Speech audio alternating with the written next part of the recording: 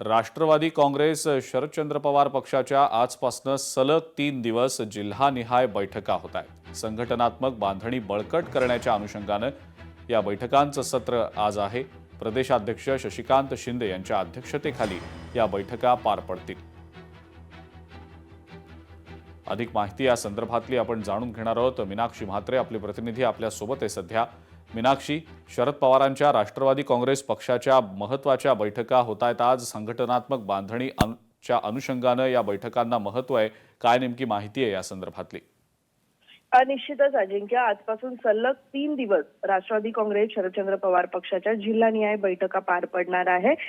प्रदेशाध्यक्ष शशिकांत शिंदे यांच्या अध्यक्षतेखाली आजपासून या बैठका होत आहेत। खरं तर आपण पाहतोय की संघटनात्मक बांधणी बळकट करण्यासाठी या बैठका घेतल्या जाणार आहेत। सोबतच आपण पाहतोय की या बैठकीमध्ये जिल्हानिहाय आढावा असेल किंवा मग स्थानिक स्वराज्य संस्थातील नव्या पदाधिकाऱ्यांशी संवाद असेल, आगामी राजकीय रणनीतीवरती सविस्तर चर्चा होणार आहे आणि त्यामुळेच पक्षाचे राष्ट्रीय नेतृत्व करणारे शरद पवार यांच्याच मार्गदर्शनाखाली ही बैठक पार पडणार आहे। सोबतच आपण पाहतोय राज्यातील विविध जिल्ह्यातील जे पदाधिकारी आहेत मोठ्या संख्येने उपस्थित राहतील।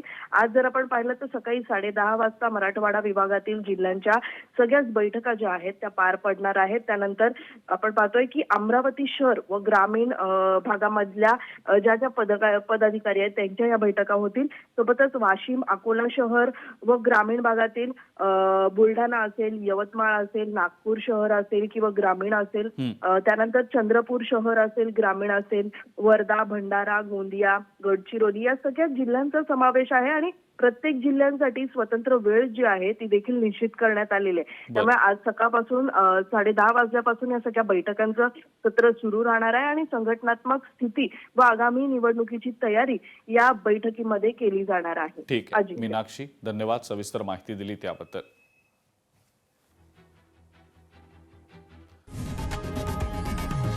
लोकशाही मराठी ऐका, पहा, जागरूक रहा।